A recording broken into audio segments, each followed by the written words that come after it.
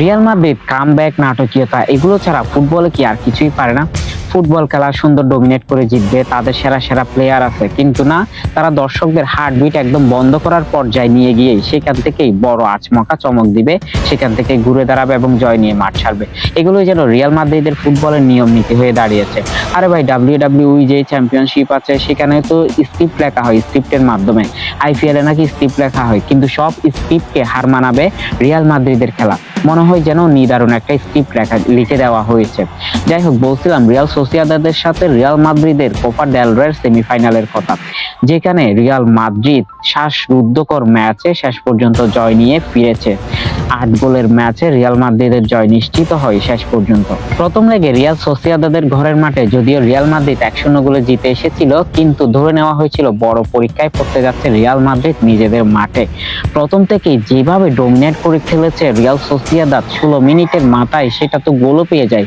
Barren ট্যাক্সার গোলে 1-0 গোলে এগিয়ে যায়, কিন্তু 30 মিনিটে ব্রাজিলিয়ান ওয়ান্ডার বয় অ্যান্ড্রিক গোল করলে 1-1 সমতায় আসে। আর 1-1 সমতা থেকে 2 লেগ মিলিয়ে 2-1 এগিয়ে থেকে বিরতিতে যায় রিয়াল মাদ্রিদ, জিতলে ফাইনাল। এই সমীকরণ নিয়ে যখন খেলতে নামে রিয়াল সোসিয়েদাদ দ্বিতীয় লেগে পুরোপুরি একই মুদ্রার যেন উল্টো পিঠ দেখে রিয়াল মাদ্রিদ।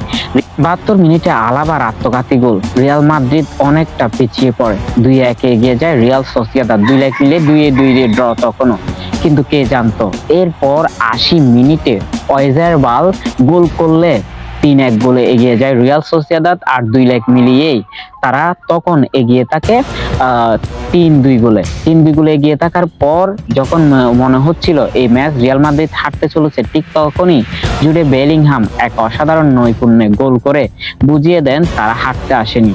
তখনও ম্যাচ অনেকটা সমান সমান তালে এগিয়ে যাচ্ছিল।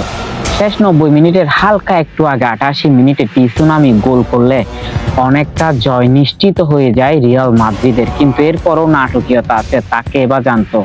ওয়েজারবাল অ্যাগেইন গোল করলে আবারও 90 মিনিট প্লাস 3 মিনিটে তখন রিয়াল মাদ্রিদ আবারও নিজেদের স্বপ্ন খুইয়ে বসে। এরপর ম্যাচ শেষ হয় 2 লেগ মিলিয়ে 4-4 গোলে ড্রতে। এক্সট্রা টাইমে যায়, এক্সট্রা টাইমের প্রথমার্ধ শেষ হয় অবস্থায়, এবং শেষার্ধে পুরো নাটকীয়তা ম্যাচকে নিজেদের পক্ষে নিয়ে নেয় রিয়াল মাদ্রিদ।